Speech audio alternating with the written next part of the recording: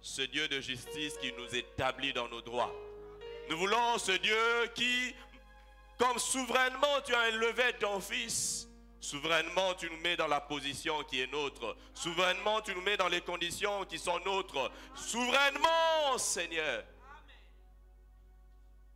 Nous avons chanté Emmanuel est là. Oui, tu es là. Non seulement lorsque nous sommes assemblés, si tu es là dans nos vies, tu es là. Et Emmanuel, le Dieu avec nous, n'est pas une version réduite. Ouvre nos yeux pour que nous réalisions. Lorsque nous sommes dans nos lieux de travail, lorsque nous sommes dans nos maisons, nous sommes avec Emmanuel. Nous sommes avec le Dieu créateur du ciel et de la terre. Nous sommes avec celui-là qui dit un mot et la chose arrive. Nous sommes avec celui-là qui, même d'un simple regard, peut instruire. Tu es Dieu. Nous voulons te connaître à travers ta parole. Conduis-nous, Saint-Esprit. Conduis-nous, parle à nos cœurs. Instruis-nous, nous avons besoin de toi. Dans le nom de Jésus-Christ. Amen. Amen. Amen. Nous pouvons acclamer pour le Seigneur. Alléluia. Il est digne de gloire. Il est digne de gloire, notre Dieu. Il est là, il est là. Est-ce que quelques éléments de Winners peuvent venir pour qu'on confesse qu'Emmanuel est là? Emmanuel est là, amen. Emmanuel est là. Emmanuel est là. Et j'aimerais que chacun d'entre nous, en confessant qu'Emmanuel est là, que tu réalises qu'il est Dieu tout suffisant. Réalise que celui dont tu dis qu'il est là, quand tu lis la Bible, du commencement à la fin, c'est ce même Dieu-là. Quand tu dis qu'Emmanuel est là, si tu as un problème de conception, pense à ce Dieu-là qui était venu auprès de celle qui avait besoin de concevoir. Quand tu dis Emmanuel est là, si tu as des démêlés avec la justice, pense à ce Dieu-là qui n'a pas simplement sorti Joseph de prison, mais il a fait de Joseph une autorité pour que plus jamais aucune justice de ce monde ne puisse lui faire subir de l'injustice. Emmanuel est là. Alléluia.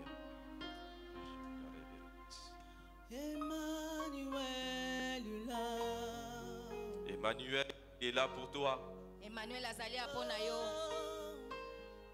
Emmanuel est là ici présent avec moi. Oh, Emmanuel est là. Alléluia.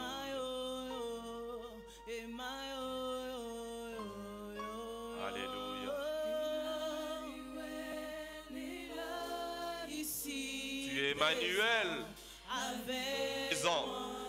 Présent. Présent. Emmanuel. C'est toi qui chasses les ténèbres.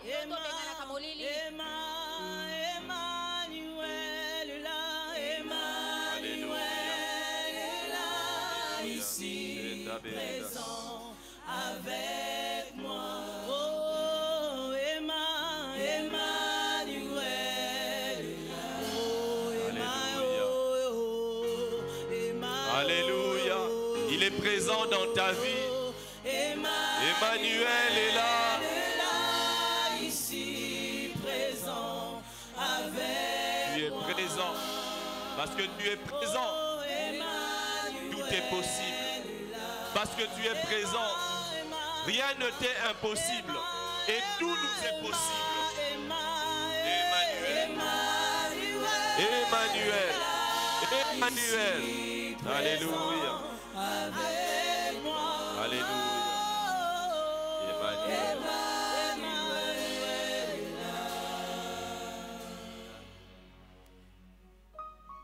Seigneur, il est écrit que c'est en confessant de la bouche que tu parviens au salut.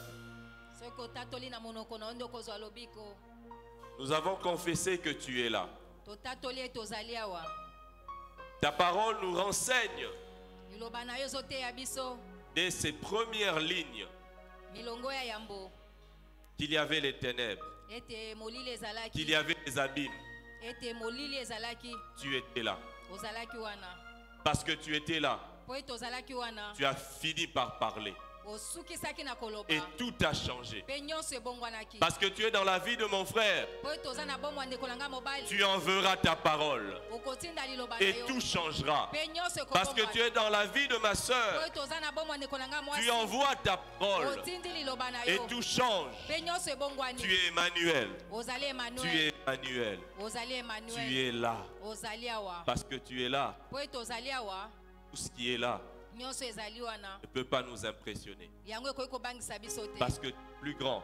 Parce que tu es plus fort. Parce que tu peux. Glorifie ton nom dans nos vies. Glorifie ton nom, Père. Glorifie ton nom. Fais de nous des gens qui font la publicité de ta grandeur. Des gens qui font la publicité que tu es bien vivant. Afin qu'ils ne croient pas en nous voyant, croient et reconnaissent qu'il y a un Dieu dans le ciel qui s'occupe de tes enfants sur la terre. Qu'il en soit ainsi. Dans le nom de Jésus-Christ. Amen. Gloire à notre Seigneur. Alléluia. Je vais nous prier, s'il vous plaît, de nous lever pour lire nos textes de ce matin. Je vais nous inviter à prendre nos Bibles dans l'Évangile selon Matthieu. Nous lirons du premier verset jusqu'au verset 10. Ensuite, nous irons dans Hébreux 4. Donc, on commence par Matthieu 21. La Bible nous dit ceci, je lis en version second 21. Lorsqu'ils approchèrent de Jérusalem, et qu'ils furent arrivés à Bethphagée, vers le mont des Oliviers, Jésus envoya 2 disciples, en leur disant, « Allez au village qui est devant vous, et vous y trouverez tout de suite une ânesse attachée et un ânon avec elle. Détachez-les et amenez-les-moi. Si quelqu'un vous dit quelque chose, vous répondrez, « Le Seigneur en a besoin. » Et à l'instant, il les laissera aller. Or, tout ceci arriva, afin que s'accomplisse ce que le prophète avait annoncé. Dites à la fille de Sion, voici ton roi qui vient à toi, plein de douceur et monté sur un âne, sur un ânon le petit d'une ânesse. Les disciples allèrent faire ce que Jésus leur avait ordonné.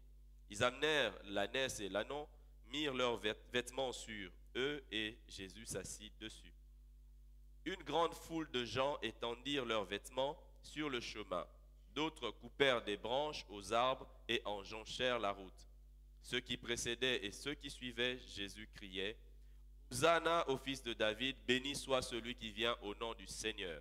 Hosanna dans les lieux très hauts. » Lorsqu'il entra dans Jérusalem, je reprends, lorsqu'il entra dans Jérusalem, toute la ville fut troublée. On disait, qui est cet homme? Hébreux chapitre 4. Hébreux chapitre 4, nous lirons du premier verset jusqu'au verset 10. Redoutons donc, alors que la promesse d'entrer dans son repos reste valable, que l'un de vous ne semble être resté en arrière. En effet, cette bonne nouvelle nous a été annoncée aussi bien qu'à eux, mais la parole qu'ils ont entendue ne leur a servi à rien, parce qu'ils n'étaient pas unis dans la foi à ceux qui ont écouté. Quant à nous qui avons cru, nous entrons dans le repos, dans la mesure où Dieu a dit, « J'ai juré dans ma colère, ils n'entreront pas dans mon repos. » Pourtant, son travail était terminé depuis la création du monde. En effet, il a parlé quelque part ainsi au sujet du 7e jour. Et Dieu se reposa de toute son activité, le 7e jour. Et dans ce passage, il dit encore, ils n'entreront pas dans mon repos. Ainsi, certains ont encore la possibilité d'y entrer, et les premiers à recevoir cette bonne nouvelle n'ont pas accédé au repos à cause de leur désobéissance. C'est pourquoi Dieu fixe un jour, aujourd'hui, en disant, bien longtemps après David, cette parole déjà citée. Aujourd'hui, si vous entendez sa voix, n'endurcissez pas votre cœur. Si Josué leur avait effectivement donné le repos, Dieu ne parlerait pas après cela d'un autre jour. Il reste donc un repos de sabbat pour le peuple de Dieu. En effet, celui qui entre dans le repos de Dieu se repose lui aussi de son activité, tout comme Dieu s'est reposé de la sienne. Amen. Amen. Que Dieu vous bénisse. Aujourd'hui, j'aimerais nous partager sur la puissance du repos. La puissance du repos. Nous sommes dans un monde où on nous apprend à nous agiter. Mais la parole de Dieu nous montre la puissance du repos.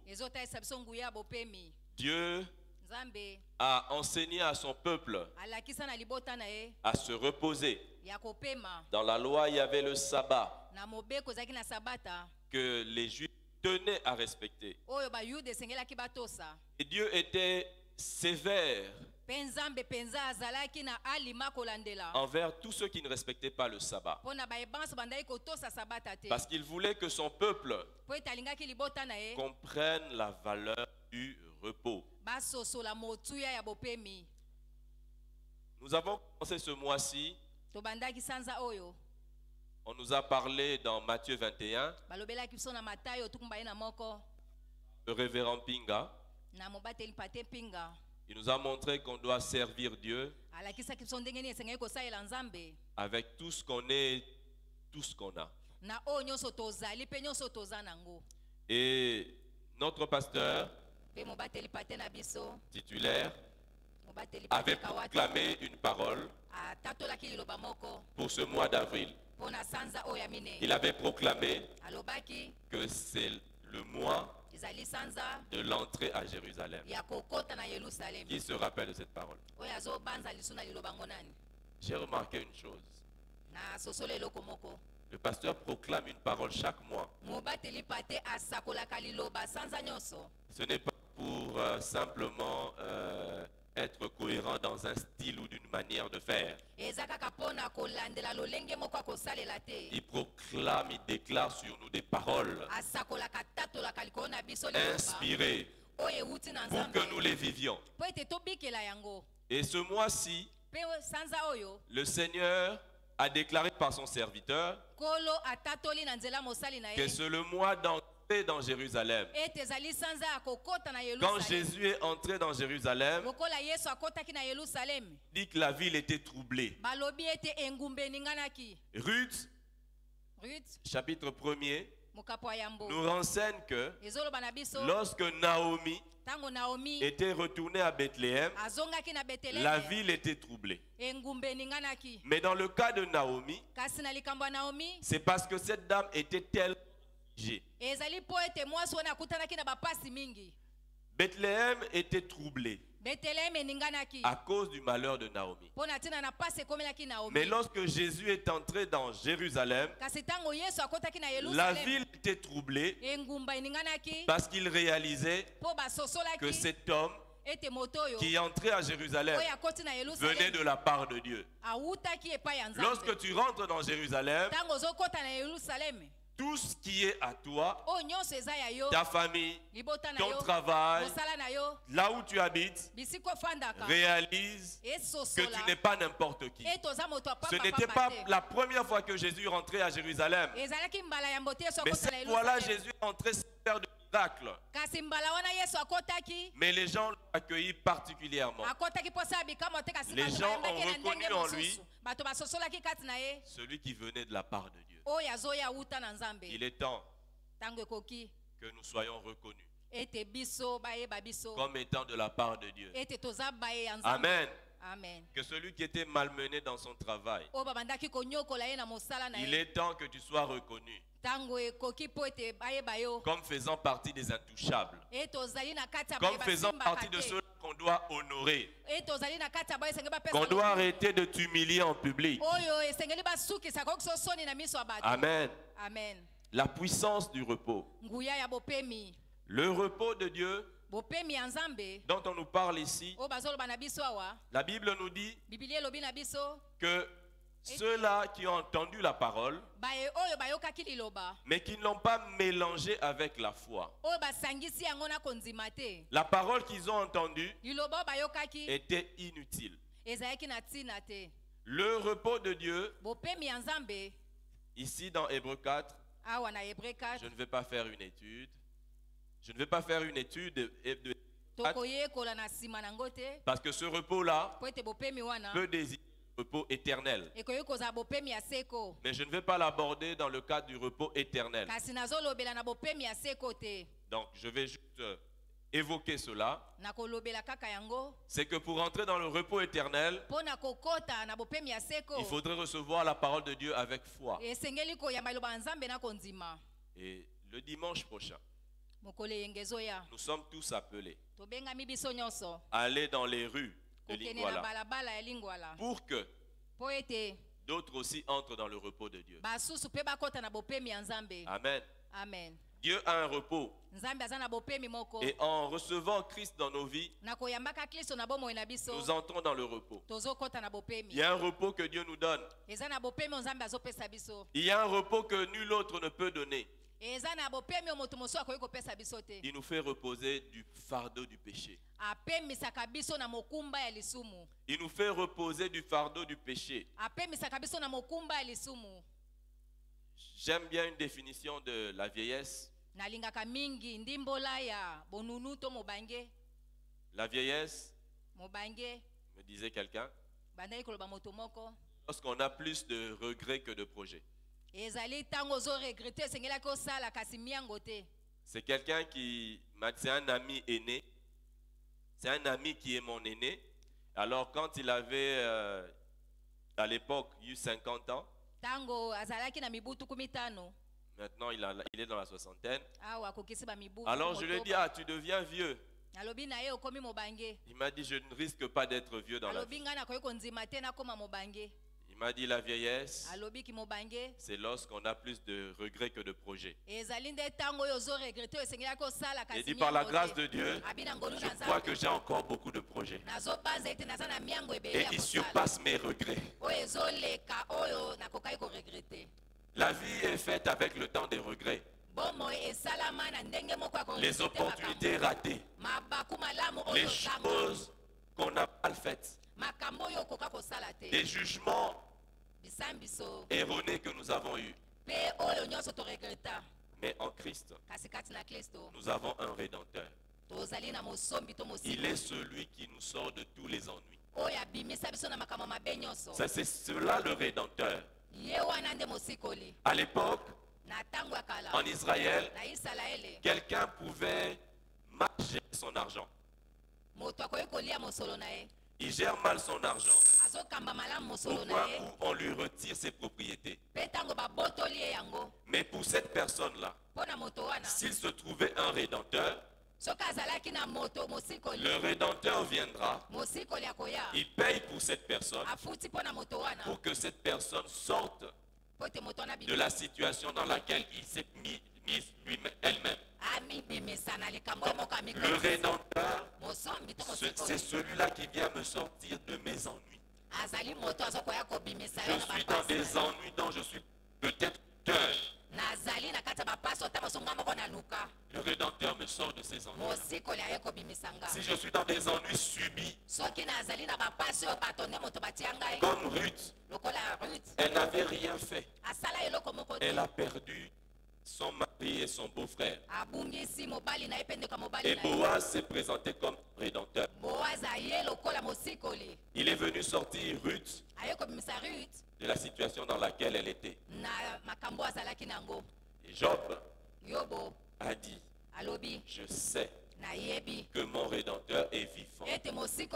Job voyait sa situation empirer. Et il dit une chose, je connais quelqu'un qui est capable de me sortir de tous les ennuis.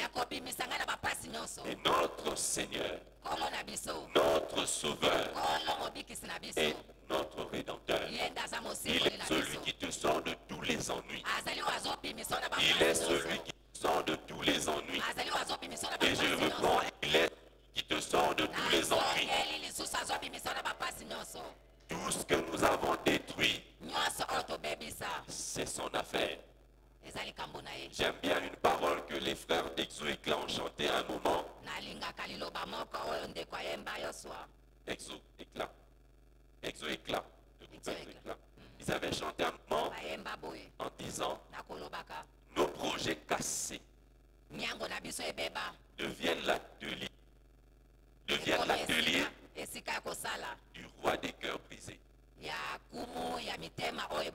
C'est-à-dire, le Seigneur prend tout ce qui est détruit en nous. Ça devient son atelier. C'est avec ça qu'il montre son savoir-faire. Est-ce que quelqu'un me comprend? Est-ce que quelqu'un a entendu cela? On t'a tellement dit et toi-même tu te dis, tu as tellement créé des problèmes. Et passe ces problèmes au Rédempteur. Passe ces problèmes au Rédempteur. Il est ton Rédempteur. Il est ton Rédempteur. Et Job dit ceci. Il se lèvera le dernier. Il se lèvera le dernier. Il se lèvera le. Je vais vous donner une illustration. Quelqu'un t'amène au supermarché. Il te laisse payer. Tu n'as pas d'argent. Il te laisse prendre les articles. En fonction de ses moyens, à un certain moment, il va s'empresser de t'amener à la caisse.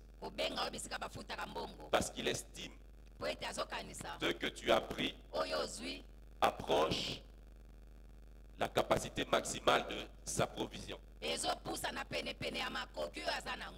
Mais tu entres avec quelqu'un au supermarché qui te laisse prendre tout ce que tu veux. Il attend. Il dit quand tu auras fini, je me lève. Le dernier. C'est-à-dire qu'il est sûr de lui. Quoi que tu fasses, il vient à la caisse, il va régler. Il est le Rédempteur qui n'est pas pressé de se lever. Il se lève le dernier parce qu'il sait que tous ceux qui se sont levés avant lui ne feront rien qui lui soit impossible. Il se lève le dernier. Il n'est pas pressé. Il n'est pas pressé. Tu peux même mourir. Il est la résurrection et la vie. Est-ce que vous vous rendez compte? Marthe était pressée que Jésus vienne guérir Lazare avant qu'il ne soit trop tard. Mais Jésus a pris son temps parce qu'il savait tout ce qui pourrait se lever. Tout ce qui pourrait se lever, il n'y a rien qui puisse l'empêcher de se lever et d'être lui. Quels que soient les problèmes qui se sont levés dans ta vie, je te dis de la part du Seigneur qu'il est le Rédempteur. Il est le Rédempteur. Tu as l'impression qu'avec le temps, la situation sera irréversible. Tu as l'impression qu'avec le temps, le Seigneur, tu dis Seigneur, viens avant qu'il ne soit trop tard. Mais avec lui, il ne sera jamais trop tard. Il ne sera jamais trop tard. Il est le maître des temps. Il ne sera jamais trop tard.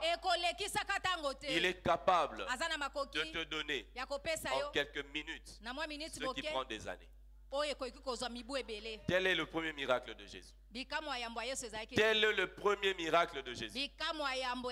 Il est dans un mariage. On lui dit qu'il n'y a plus de vin. Et ce qui est intéressant, c'est que Jésus a bien dit par ses paroles qu'il n'était pas directement concerné par la situation. Mais il dit de toi et de moi qu'il est concerné par nos vies. Et si ce Jésus a pu faire ce miracle dans une affaire où il était simplement invité, il a même dit, femme, qu'y a-t-il entre toi et moi? Il voulait dire, ce n'est pas mon affaire, mais toi et moi sommes son affaire. Nous sommes ses enfants, nous avons été adoptés, il nous a choisis. Jésus a trouvé des gens qui n'avaient pas de vin. Pour obtenir du vin, il faudrait cultiver des raisins. Il faudrait fermenter le raisin, n'est-ce pas? Et les meilleurs vins sont ceux-là qui prennent le plus de temps. Mais qu'est-ce que Jésus a fait? Qu'est-ce que Jésus a fait? J'aimerais que tu te projettes dans ce texte-là. Parce que tu attends que Jésus intervienne. Tu as l'impression qu'il est trop tard. Parce que tu calcules le temps qu'il faut pour cultiver les raisins. Tu calcules le temps de fermentation. Mais Jésus vient. Il demande de l'eau. La provision dont il était sûr à cet endroit, c'était l'eau des ablutions. Il demande qu'on remplisse les vases d'eau. Et il demande qu'on apporte au serveur, à l'ordonnateur. Ils ont servi. Ils se sont rendus compte que le processus qui peut prendre des années a pris des minutes. Le processus qui doit prendre des années a pris des minutes. Jésus a montré qu'il est le maître des temps. Il est le maître des temps. Et j'aimerais dire à quelqu'un, ce n'est pas mon message, mais j'insiste sur ça parce que le Seigneur veut que tu sortes de cette situation. Il veut que tu saisisses cela. Il est le maître des temps. Il est le maître des temps. Il est le maître des temps. Il est le maître des temps. Arrête de dire qu'il est trop tard. Il n'est pas trop tard. Il peut changer même la façon de faire. Avant la chimie, il a fait un vin de synthèse. Il a fait un vin de synthèse. Il a fait un vin de synthèse. Bon. Un vin de synthèse. Donc, ça reste pour les francophones. Il a fait un vin de synthèse sans utiliser de raisin et sans produits chimiques. Oh Seigneur. Oh Seigneur. J'aimerais te dire, rien n'est impossible à Dieu. Rien n'est impossible à Dieu. Rien n'est impossible à Dieu. Rien n'est impossible à Dieu. Je ne sais pas à qui je parle, mais rien n'est impossible à Dieu. Rien n'est impossible à Dieu. Rien n'est impossible à Dieu. Ton problème est peut-être grand, mais Dieu est plus grand. Rien n'est impossible à Dieu. Rien n'est impossible à Dieu. Rien n'est impossible à Dieu. Rien n'est impossible à Dieu. Rien n'est impossible à Dieu. Rien n'est impossible à Dieu. Sors de ce désespoir. Sors de ce désespoir. Ce n'est pas, je dois parler du repos, mais il y a quelqu'un qui est dans un désespoir terrible. Sors de ce désespoir au nom de Jésus. Sors de ce désespoir. Sors de ce désespoir. Sors de ce désespoir. Ton Rédempteur est vivant. Le Dieu en qui tu crois, à moins que tu aies pris des pages de la Bible que tu aies déchirées. Mais ce Dieu-là, du début à la fin, c'est le même Dieu. Il est capable. Il est capable. Il est capable. Il est capable. Il est capable. Il est capable. Il est capable. Il est capable. Et il dit, si tu crois, crois. Pas si tu fais tes analyses comme tu les fais maintenant. Mais si tu crois, tu verras sa gloire. Tu verras sa gloire. Tu verras sa gloire. Tu verras sa gloire. Tu verras sa gloire.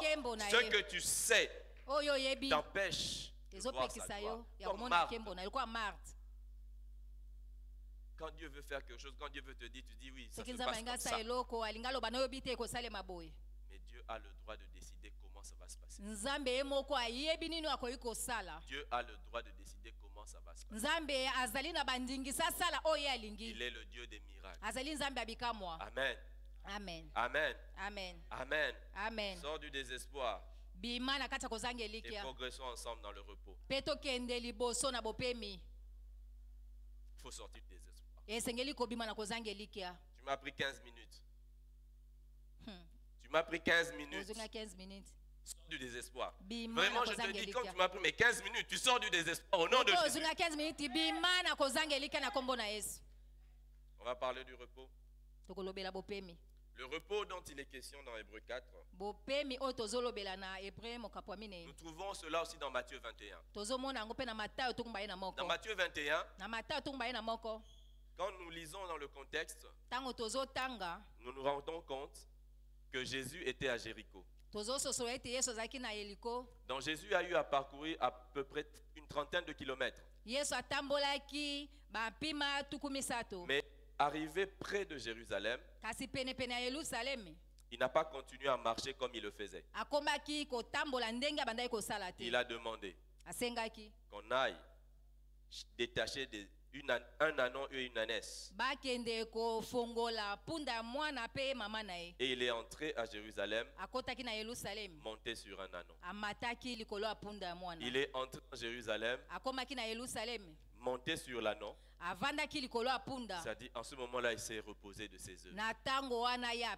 Il ne marchait plus avec ses propres forces. Et il était sur un ânon. Donc, l'entrée à Jérusalem, l'entrée dans Jérusalem, c'est une entrée qui se fait dans le repos. Pour que Dieu révèle qui tu es, il faut que tu rentres dans le repos. Le repos de Dieu est différent du repos des hommes. Les hommes se reposent quand ils sont fatigués. Donc après avoir travaillé, nous sommes fatigués et nous nous reposons. Mais le repos de Dieu, Dieu, au commencement, à la création, ne s'est pas reposé parce qu'il était fatigué. Dieu ne s'est pas reposé parce qu'il était fatigué. Dieu s'était reposé parce qu'il avait tout accompli. Donc la première chose que j'aimerais marquer, c'est que Dieu s'est reposé après avoir tout accompli. C'est la première des choses que nous devons comprendre du repos. Dieu n'était pas fatigué. Il a tout accompli. Ensuite, il s'est reposé.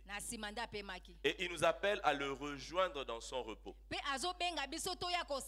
Donc quand on parle du repos de Dieu, nous comprenons que Dieu s'est reposé premièrement après avoir tout accompli.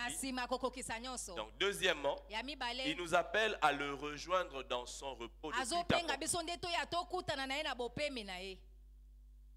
Lorsqu'il a créé à la première création, quand il a créé Adam, c'était après avoir fait tout le reste. Il a créé Adam en dernier.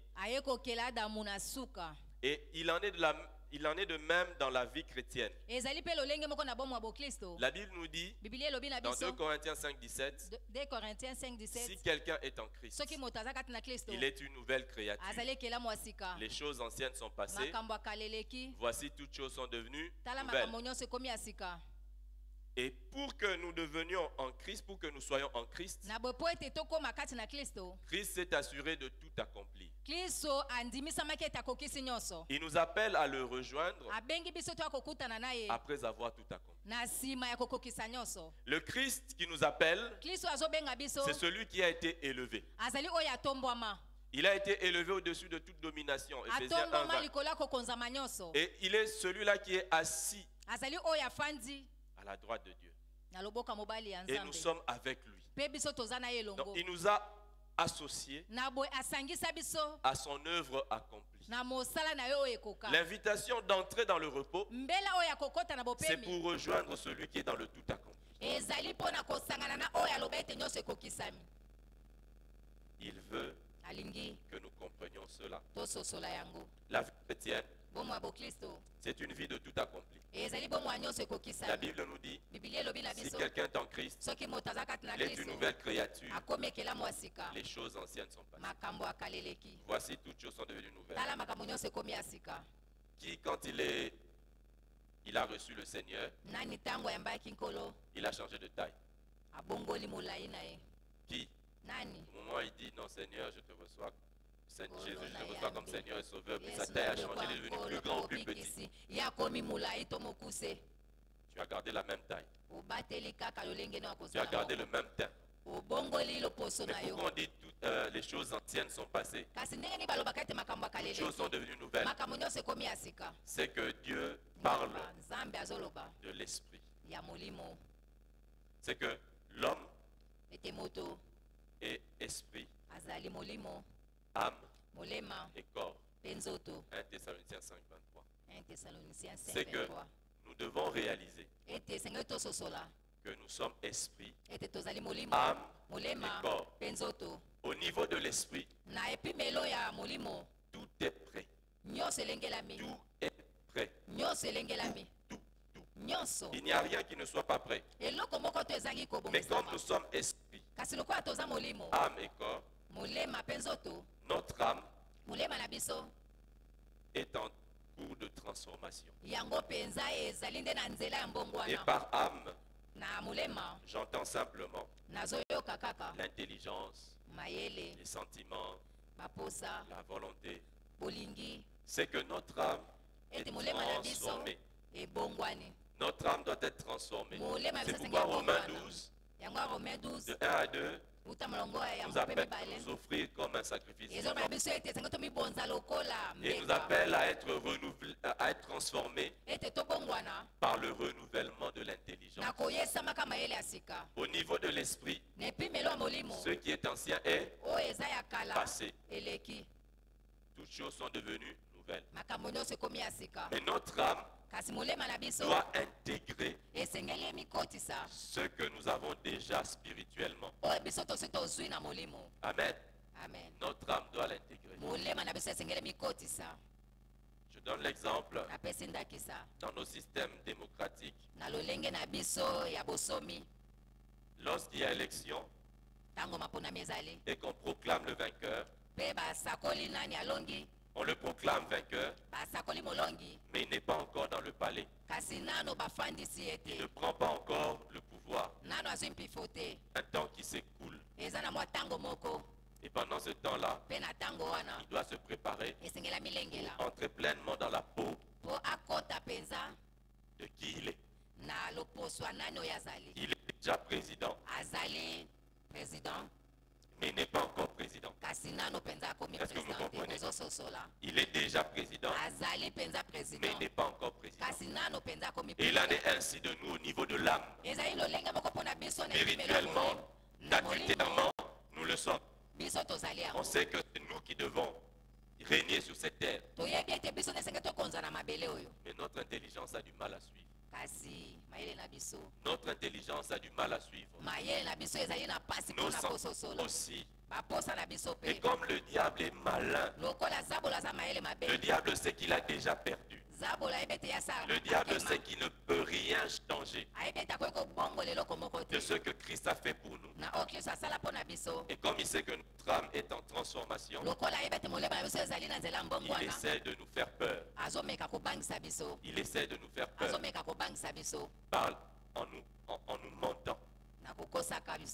Il veut que nous fassions une idée fausse des choses. C'est pourquoi la parole de Dieu vient faire son œuvre dans nos vies. Elle nous sanctifie. Elle nous sanctifie. Elle nous purifie. Elle renouvelle notre intelligence. Nous apprenons. La parole nous donne la forme. Parmi nous, il y a peut-être des médecins. Il y a peut-être des informaticiens. Il y a peut-être des comptables. Il y a peut-être des financiers. Mais c'est la différence. C'est que celui qui fait médecine a entendu à propos de la médecine. Il a écouté de façon assidue. Il s'en est imprégné. Celui qui a fait les finances, de même. Donc la parole scientifique leur a donné la forme. Et on demande quelle est ta formation. Cette parole leur a donné une certaine forme. Ce qui fait qu'un financier, si on lui donne un tableau, ne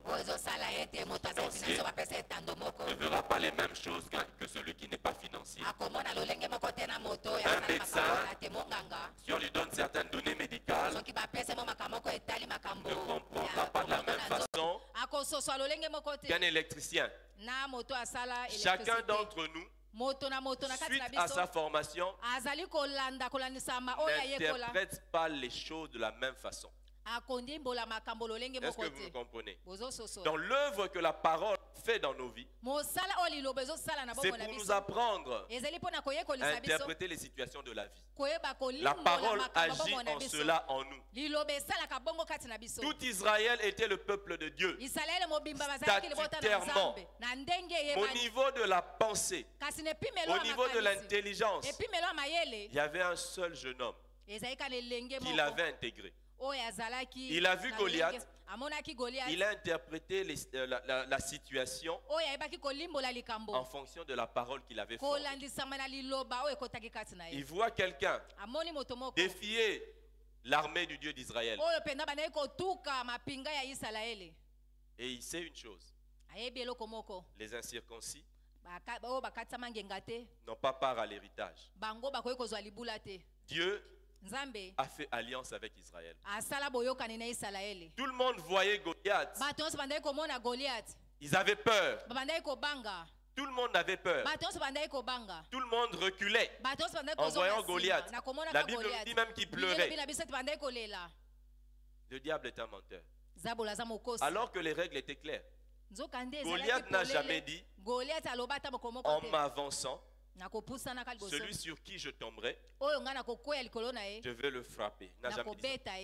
Il a dit, il avance. Choisissez-moi un homme. C'est ce qu'il disait.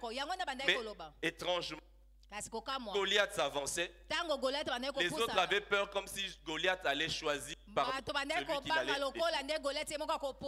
Et c'est ce que nous faisons souvent dans la vie. Le diable ne peut rien faire sans ton autorisation. Sans ton autorisation. Il veut te défier.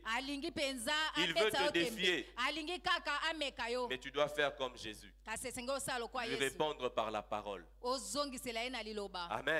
Amen. Alors ce que David a fait, il a interprété la situation en fonction de ce qu'il savait de la parole. Donc Dieu nous forme pour que nous soyons capables d'interpréter la situation, ce qui se passe dans nos vies, ce qui se passe dans notre pays en fonction de la parole. Amen. Amen. Je suis de plus en plus révolté. Parce que ce pays, il y a des chrétiens. Même si on est toutes catégories confondues. Mais il y a des chrétiens. Mais comment est-ce que notre pays peut battre des records de longévité de guerre? Est-ce que vous comprenez que pendant que nous souffrons, c'est des gens qui décident que nous souffrions.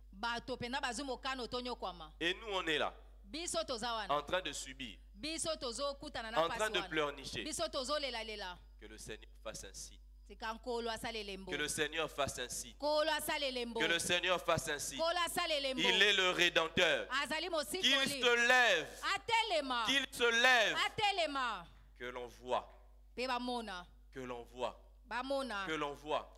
Que l'on voit. Que l'on voit. Comment est-ce qu'on peut être là, on adore le Seigneur? Et c'est comme si Dieu est là pour que nous en sortions individuellement. Est-ce que nous comprenons que si ce pays change, il y a des choses qui sont compliquées qui ne seront plus compliquées? Comment est-ce qu'on peut être là en train de prier pour les enlèvements et qu'on sort? Si on avait des bus bien établis, est-ce qu'on prendrait des taxis? Non. Il y a des petites choses parfois. Que le Seigneur intervienne.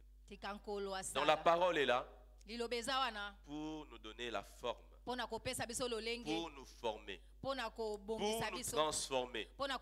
Et la Bible parle dans Romains 12 de la transformation. Transformer veut dire, quand on dit transformer, donc, tu avais une certaine forme et on te déplace d'une forme à une autre. C'est pourquoi l'une des déclarations terribles d'un chrétien, c'est des déclarations de fidélité à soi-même. Il y a des gens parfois, ils ont ça caractère et il est chrétien et puis il te dit ça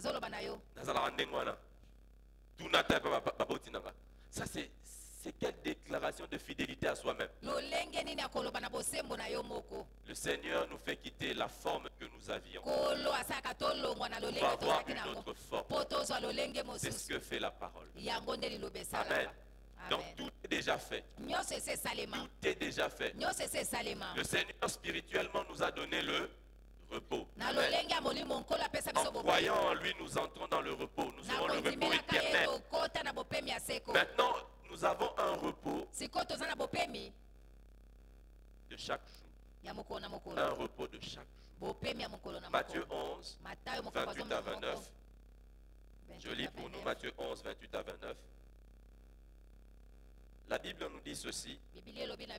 C'est Jésus qui parle. Il dit, venez à moi, vous tous qui êtes fatigués et chargés, je vous donnerai du repos. Prenez mon joug sur vous et recevez mes instructions, car je suis humble de cœur, et vous trouverez du repos pour vos âmes. Donc remarquez avec moi qu'ici, je t'appelle. Il dit, venez à moi, vous tous qui êtes fatigués et chargés. Vous êtes fatigués. Tu as tellement essayé. Tu as tellement travaillé que tu en es exténué. Il dit, viens. Et il y en a qui portent des charges trop lourdes. Il dit, venez à... Et je pourrais dire à quelqu'un, la charge de ta famille qu'on a proposée sur toi est trop lourde. Viens à Jésus. Viens à Jésus. Viens à Jésus. Parce que si tu gardes cette charge, elle va finir par t'écraser. Il dit, venez. Venez. Et Jésus parle de quoi? De vous donner le repos. Donc quand quelqu'un vient à Jésus, Jésus lui donne du repos. Il y a des choses pour lesquelles nous nous battions. Quand tu viens à Jésus, il te donne du repos. Et nous devons aller évangéliser le dimanche prochain. Parce qu'il y a des gens qui se battent concernant leur destinée. Oui, la vie est un combat. Si on va sur cette là, oui, c'est un combat. Et Jésus a vaincu le combat de la vie. Il est pour moi résurrection et la vie. Et il m'a sauvé pour des œuvres bonnes qu'il a préparées d'avance. Donc c'est un combat. Oui, mais moi je suis un héritier. Un héritier ne se bat pas de la même façon. Au royaume du Maroc, l'actuel roi, lorsqu'il était prince héritier, il a fait ses études de droit dans une université publique. C'est ironique. Donc pendant qu'il était là avec ses camarades à la fac, Il y a certains qui réfléchissaient par rapport à leur avenir. Où est-ce que je vais aboutir? Lui, il faisait ses études, sachant qu'il sera roi. Est-ce que vous comprenez? L'autre se bat, il ne sait pas s'il aura du travail. Il va finir où? Lui, il est venu faire le droit. Il a fait droit constitutionnel. Il est prince héritier, il sait qu'il sera roi. Que le Seigneur nous amène à réaliser cela. Nous faisons ce qu'il faut. Nous ressemblons aux autres. Mais par rapport à l'avenir, nous avons l'assurance. Amen. Nous avons l'assurance. Nous avons l'assurance. Nous avons l'assurance. Est-ce que Dieu est honoré si ses enfants n'ont pas de travail? Est-ce qu'il est honoré? Non. C'est lui qui a institué le travail. Le travail n'est pas une invention de l'homme. Nous devons avoir cette vision. Jésus nous donne du repos. En venant à lui, nous avons le repos. Il nous donne le repos. Mais il dit aussi quelque chose. Je vous fais déjà distinguer dans ce texte. Il y a le repos qu'il donne. Et puis il parle du repos qu'on trouve. Repos donné et repos trouvé. En venant à lui, il y a déjà le repos qu'il nous donne. En étant en lui, il veut que nous trouvions du repos. Alors, qu'est-ce qu'il dit pour que nous ayons toujours le repos en étant en lui? Nous sommes dans un siècle de stress. Et aujourd'hui, le stress est devenu normal. Si aujourd'hui vous prenez des responsables d'entreprise, il est difficile de trouver un responsable qui n'est pas stressé. On n'est pas obligé d'être stressé. On n'est pas obligé d'être stressé. Il est possible d'être dans le repos. Amen. Amen. Possible. Et le Seigneur dit ceci. Pour trouver le repos, il dit prenez mon joug. Le joug, c'était un instrument. C'était un instrument en bois avec lequel on attachait deux bêtes. Généralement des bœufs pour qu'ils travaillent ensemble dans les champs, qu'ils labourent ensemble. Et Jésus dit prenez mon joug. Mettez mon joug à votre cou. Ne faites plus jamais rien sans moi. Nous souffrons en tant que chrétiens que nous essayons de faire les choses par nous-mêmes. Il dit prenez mon joug. Apprenez à faire de moi votre associé. Ne labourez jamais seul. Labourez avec moi. Et il dit ceci. Recevez mes instructions. Lorsqu'on reçoit les instructions, on est dans le repos. Dans Matthieu 21, il a juste envoyé des instructions. Il dit allez à cet endroit, vous trouverez ceci. Détachez-les, amenez-les. Il n'y a pas eu de dispute. Vous savez, quand le Seigneur nous donne des instructions, c'est pour que nous ayons le repos. Pour que nous n'ayons pas à nous agiter. Il dit recevez mes instructions. Recevez mes instructions. Pour trouver le repos, nous devons recevoir les instructions.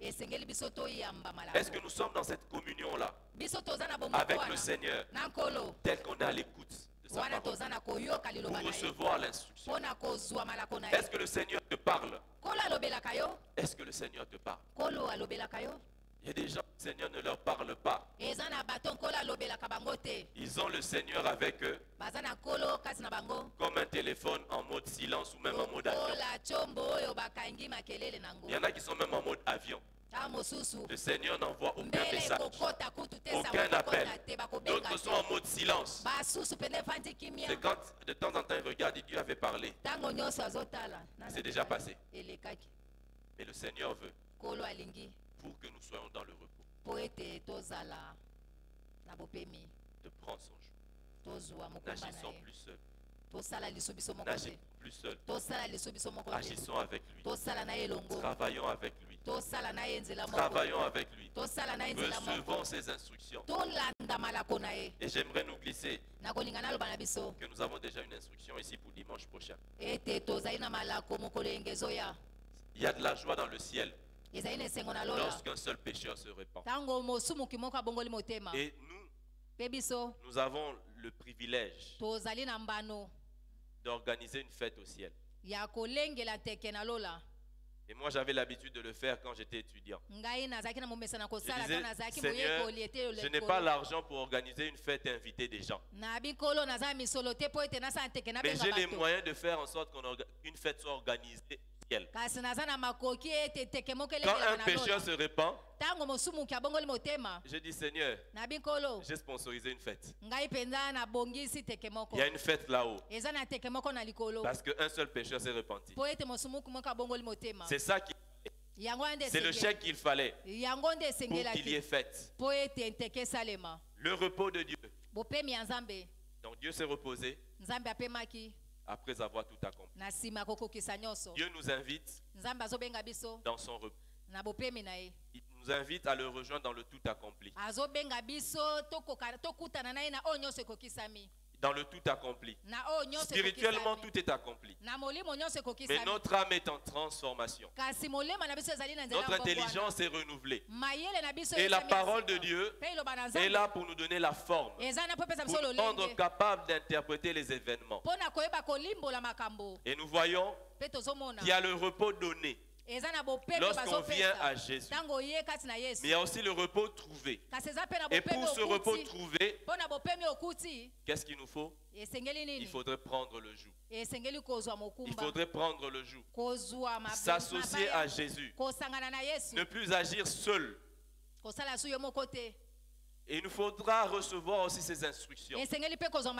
Les instructions de Dieu nous amènent dans le repos. Et quand nous entrons dans ce repos-là, c'est alors que certaines choses se déclarent. Quand tu entres dans le repos de Dieu, tu peux rentrer dans Jérusalem. Le même endroit où tu passais, où rien ne se faisait, le même endroit où tu étais contesté, tu vas rentrer, on va reconnaître que tu viens de la part de Dieu.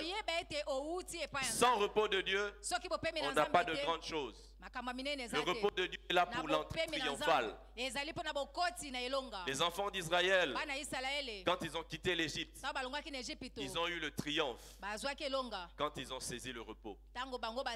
Exode 14, 14. Moïse leur dit, restez silencieux. Gardez silence. Gardez silence. Gardez silence. L'Éternel combattra pour vous. Adam s'est agité. Adam a cherché une aide semblable. Lorsqu'il est allé dans un profond sommeil, il a découvert la puissance du repos. En se réveillant, il est devenu poète. Tout ce temps, il n'a jamais parlé. Voici l'os de mes os. Oh, que le Seigneur te fasse parler à travers le repos. Qu'il sorte